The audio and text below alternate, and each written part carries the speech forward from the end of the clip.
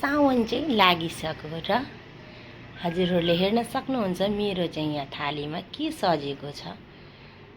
लड्डु गोपालजी पनि कति राम्रो हुनु भइरहेछ। अनि यहाँ चाहिँ हेर्नु हामीहरूको चाहिँ यहाँ आज साउन स्पेसल लेडिजहरूले प्रोग्राम थियो। रिना भाबीले हामीले उनीहरूको घरमा बोलाइरहेको थियौँ र यहाँ चाहिँ यसरी हुँदो रहेछ कि साउनमा हर लेडिजलाई होइन जो सुहागन हुन्छन् उनीहरूलाई चाहिँ यसरी मेहेन्दी चुरा होइन काँसाका चुरा सबै थुक यसरी लेडिजहरूलाई दिँदा रहेछन्। जुन चाहिँ सुहागन लेडिजहरूलाई यो चाहिँ नियम मैले फर्स्टचोटि नै यहाँ आएर थाहा पाएँ। किनभने मैले चाहिँ यसरी थाहा पाएकी थिइनँ। हर जसलाई बोलाउनु भएर त तिनीहरूलाई नै एक एकजनालाई गरेर बारी बारी गरेर सबैलाई यसरी साउनको मेहेन्दी सुहागको लागि यसरी दिनुभएको थियो। टर्न बाई टर्न गर्दा मेरो पनि आइसकेको थियो।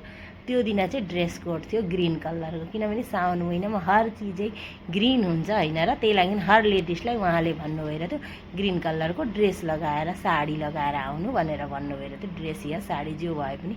अनि हामीले चाहिँ धेरै नै मजा गऱ्यौँ, मेहेन्दीहरू पनि लगायौँ। अनि एकदम फोटाहरू भिडियोहरू गर्नलाई पनि यति मजाले गरेको थियौँ, आएकै थिएन र पनि हामीले गरिराखेका थियौँ।